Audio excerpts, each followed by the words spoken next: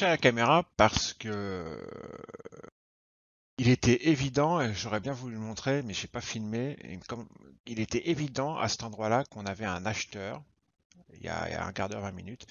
D'ailleurs, j'ai acheté. J'étais vendeur au départ. Je me suis racheté et j'ai acheté et j'ai fait un écart à l'achat et j'ai fait 850 $ en un trade. Euh, et comme on revient dans la même zone, je me dis ça peut être intéressant de montrer si jamais je vois que cet acheteur est là.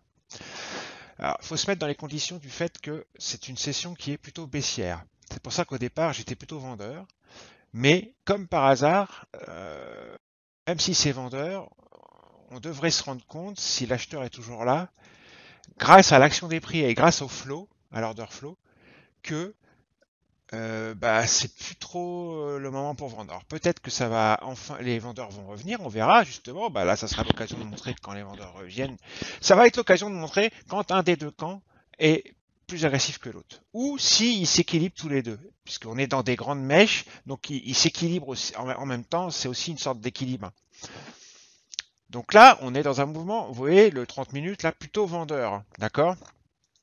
Si je me mets sur le daily, on a un chandelier plutôt noir pour l'instant, rouge pour certains, noir chez moi. Et regardez la session cash, elle est plutôt baissière, d'accord. Cependant, il n'y a aucune raison, il n'y a pas vraiment de niveau important, et pourtant il y a un acheteur qui se présente depuis une heure. Vous voyez les deux dernières bougies de 30 minutes, il y a des grandes mèches ici. Bon, pourquoi? Je ne sais pas. Tout ce que je sais, c'est qu'il y a un acheteur. Alors on va voir si ça continue. Vous voyez, donc on voit les salves vendeuses, là, il y a eu une salve vendeuse, là, complètement stoppée net, dans la zone, et hop, on voit un acheteur qui laisse pas passer les prix. Absorption de toutes les ventes au marché. Je vais vous montrer le footprint, ça se voit beaucoup mieux des fois au footprint. Vous voyez, ces salves acheteuses, là, ce balayage du carnet au bid, et malgré tous ces vendeurs au marché, ça remonte. Décidément, ils ont décidé de nous faire chier au mauvais moment tous.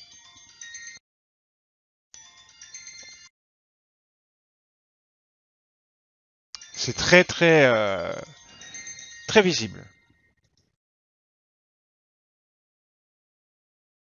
Vous voyez, on sent bien que là, c'est les acheteurs qui ont la main. L'action des prix, le flow, l'order flow, les patterns order flow.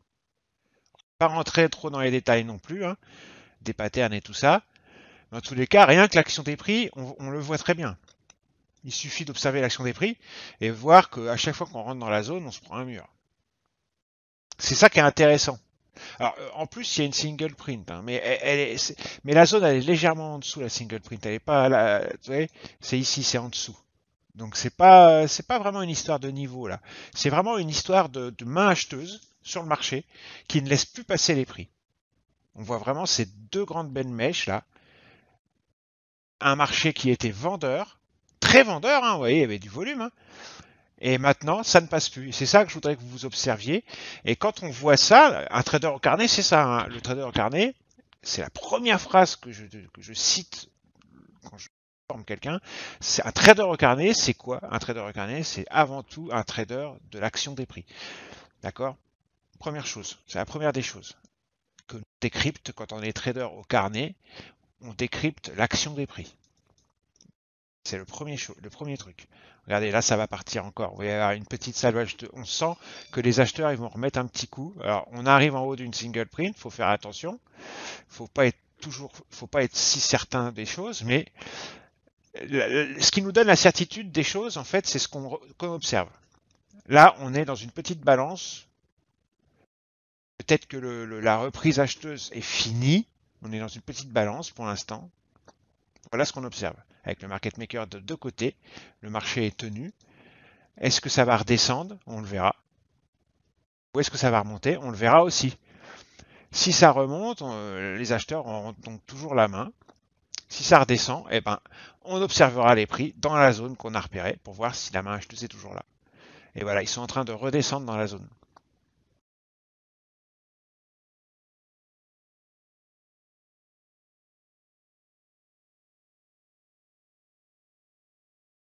Vous voyez, on sent ces vendeurs au marché qui ont du mal à passer. Vous voyez,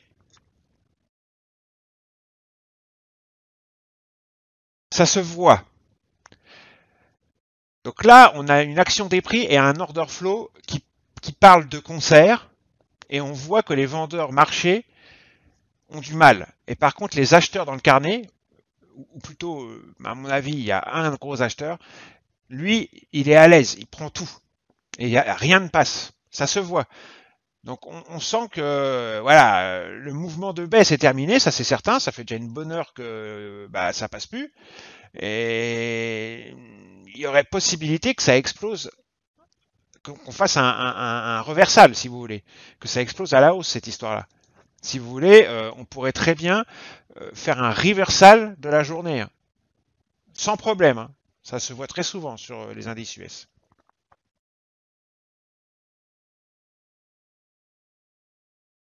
Et plus ça va, moins ça. Vous voyez, là, c'est de plus en plus haut. Hein. L'acheteur, il se présente de plus en plus haut. Vous voyez?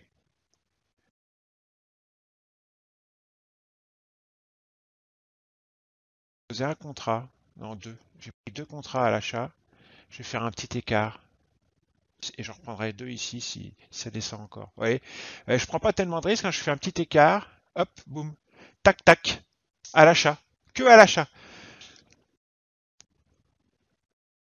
Vous voyez, là, on voit très bien que là, il y a vraiment un acheteur. Quoi. Alors, les prix peuvent passer, et il faudra observer ici, parce que des fois, les acheteurs, ils ont une marge, ils ont une zone hein, pour intervenir. Ils ne sont pas obligés d'intervenir sur un point précis.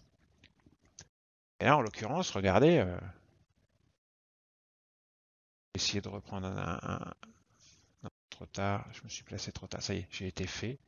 Et on va essayer de faire un écart, 5, 4 syntiques encore.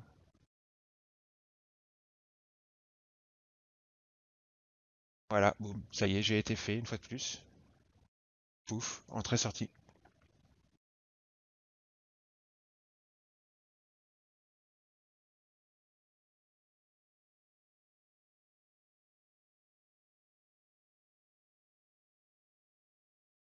Alors là, ça descend un petit peu plus, ça retourne dans la zone de tout à l'heure, la vraie zone où il y avait cette main,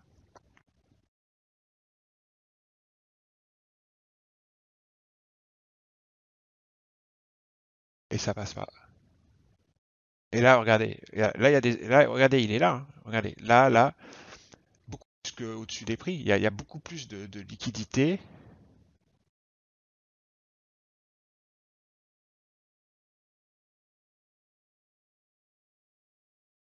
Là, on est vraiment dans la zone. Hein.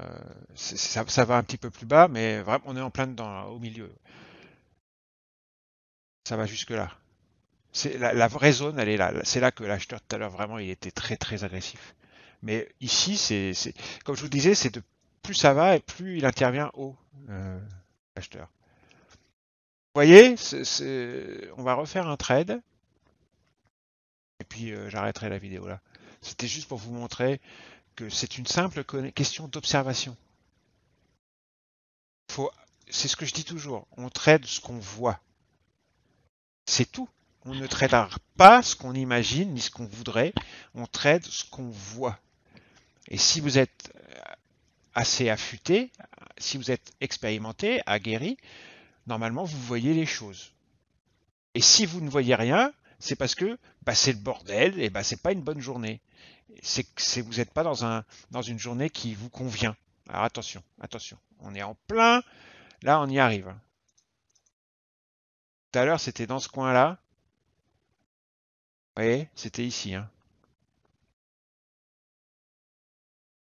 De toute façon, on va le revoir. Hein. Donc voilà, les vendeurs attaquent, ça ralentit. Allez, regardez l'action des prix. Hop, la liquidité est sous le carnet. Je vais essayer de rentrer à l'achat. J'ai pas été exécuté. Dommage. Parce que je pense que ça va monter un petit peu. Mais vous voyez, les vendeurs qui attaquent fort, qui sont absorbés, l'action des prix qui ralentit, qui s'épuise, et hop, les acheteurs qui commencent à reprendre la main au marché, et l'acheteur dans le carnet, regardez, qui revient, mais là c'est flagrant, hein, vous voyez, et ben c'est tout, c'est ce mélange, voilà. Attendez. Ah là là là là là là là là. Bon, écoutez, je peux pas parler et trader, mais en tous les cas, l'important c'est que je vous montre des choses importantes. C'est pas l'important, c'est pas que je fasse un trade devant vous qui soit gagnant, on s'en fout de ça. Mes trades, je les ferai tout seul devant mon ordinateur tout à l'heure. Mais que je vous montre des choses qui soient intéressantes et des choses qui soient efficientes et surtout que vous puissiez appliquer dans votre trading. C'est ça qui est intéressant. Donc là, on a vu l'exemple typique. On est revenu sur la zone où il y a le gros acheteur, la grosse main acheteuse. Ben, vous avez constaté avec moi, il n'y a pas besoin d'être sorti de Saint-Cyr. L'action des prix et l'order flow qui, de concert, aussi bien du côté des ordres marchés que du côté des ordres limites dans le carnet, de concert, on dit il y a une main acheteuse, on se met du côté de la main acheteuse. Ça se voyait. Attention, les revoilà. Revoilà les acheteurs. À un moment donné, ils vont réussir à passer peut-être, hein, mais pour l'instant, il y a une grosse main acheteuse. Là, c'est pareil, ils ont fait une salve, ça n'est pas passé. Regardez encore une fois de plus. Et ils vont certainement remonter encore. Regardez, parce qu'en plus, on a des patterns order flow. On ne peut pas parler de tout, mais en plus, il y a des patterns order flow dans l'histoire qui viennent se mélanger, qui aident à la prise de décision. C'est clairement acheteur, hein. Voilà, on revient au même niveau. Ça fait 2 fois qu'on pourrait faire l'écart entre là et là. Première fois ici, deuxième fois ici. Et je me risquerais pas à vendre pour l'instant. Honnêtement, hein. Pas pour l'instant en tous les cas. Si je devais vendre, j'attendrais qu'on passe cette zone et que le flow vendeur revienne. Pour l'instant, je ne me risquerais pas à vendre à aucun moment. Tant qu'on est dans cette zone et tant qu'il y a cette main acheteuse, bien entendu. Regardez, là, c'est clairement une action des prix qui s'épuise, clairement. Je vais essayer de choper. C'est clairement. Oh putain, allez, je rentre au marché. Je devrais pas faire ça, mais je suis rentré au marché de manière assez agressive et je fais un petit écart. Hop, voilà, je suis sorti. Je suis rentré et sorti très vite. Je pourrais attendre, hein. C'est pas un problème, mais comme je suis rentré très très tard, je préfère sortir très vite. Vous voyez, j'ai refait un petit écart rapide. Mais on voit que l'action des prix, vraiment, elle s'épuise, quoi. On voit, regardez cette main acheteuse, là, on la voit très bien, là. Très très bien. Là, il y a eu un petit V reversal, là. Tac. Le fait que ça monte pas, c'est qu'il y a cette single print au-dessus de nos têtes. D'accord. Et puis au début, c'était aussi un flow vendeur, hein, faut pas l'oublier, hein, donc, mais à partir du moment où on est dans la zone d'achat, où il y a la main qui se présente à chaque fois, il n'y a pas de souci, il n'y a pas de risque, il n'y a aucun risque si on constate une action des prix et un order flow qui va dans ce sens-là, on peut vendre, on peut acheter sans problème. Je pense que vous avez compris ce que je voulais dire. Allez, je vous laisse. Bisous. Vous avez compris le principe de la vidéo. Et ça peut très bien, donc là, retenez ce que je vous dis, hein, c'est juste une hypothèse, mais c'est une hypothèse fort probable, exploser et renverser complètement la journée. On peut, hein, c'est tout à fait possible. À la hausse, je parle. Pour l'instant, on n'en est pas là. On est toujours sous cette single print. Il y a une main acheteuse qui se présente, certes, mais pour l'instant, elle ne fait qu'être passive. Il n'y a pas d'agression. Si vous voulez, elle agresse pas le marché. On n'est pas en train d'exploser à la hausse. Donc pour l'instant, on se calme, hein, mais on peut poser l'hypothèse que les prix vont se renverser au nord. C'est tout à fait probable. C'est tout à fait possible en tous les cas. Probable, certes, mais plutôt on va dire que c'est possible. Probable, ça paraît un peu trop certain de dire que c'est probable. Ben, regardez, pourtant c'est en train de se faire, hein, sous nos yeux. Ah ouais, ça, moi je vous dis, ça va renverser, hein. Ça c'est une journée qui va, renverser, hein. Je vais essayer de faire un écart encore. Attention, parce que là, il y a un vendeur, on est en haut de la single. Je vais faire un tout petit écart, hein, pas grand-chose. Voilà, allez, je sors. Boum, boum. Oui.